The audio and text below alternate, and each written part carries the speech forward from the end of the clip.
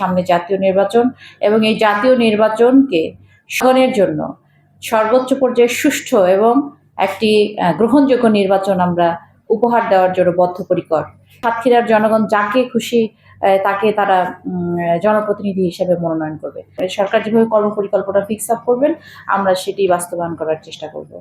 একজন সরকারের প্রতিনিধি হিসাবে আপনাদের সাতক্ষীরা জেলায় এই কার্যক্রমে অংশ হিসেবে আজকে আপনাদের কাছ থেকে যে মতবিনিময় সভায় আপনারা অনেক কিছু বলেছেন এবং যে সমস্যাগুলো আপনারা বলেছেন কিছুটা আমার সরাসরি আছে, আন্তঃবিভাগীয় সমস্যা আছে, অর্থাৎ সরাসরি আমি সেটি সমাধান করব না, আন্তঃবিভাগীয় সমন্বয়ের মাধ্যমে সেই সমাধানগুলো করতে হবে। কিছু কিছু আছে যে সরকারের দৃষ্টি আকর্ষণ করতে হবে, যেটি সরাসরি কেন্দ্রীয় পর্যায় থেকে সেই সমাধানগুলো আসতে পারবে।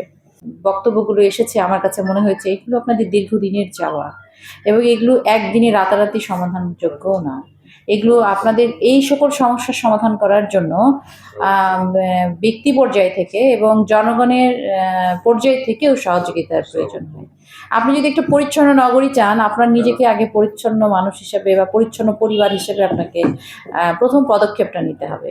আপনি যত্রতত্র ময়লা ফেলবেন না, আপনি আপনার খাল নদী নালাগুলোকে আপনি বন্ধ করবেন না, এইসব সেভাবে মাদক নিয়ন্ত্রণ বলে, অর্থাৎ কোনোটাই সরকারের একার পক্ষে কিন্তু সমাধান করা সম্ভব নয় যদি না জনগণের প্রত্যক্ষ সহযোগিতা এবং সম্পৃক্ততা না থাকে।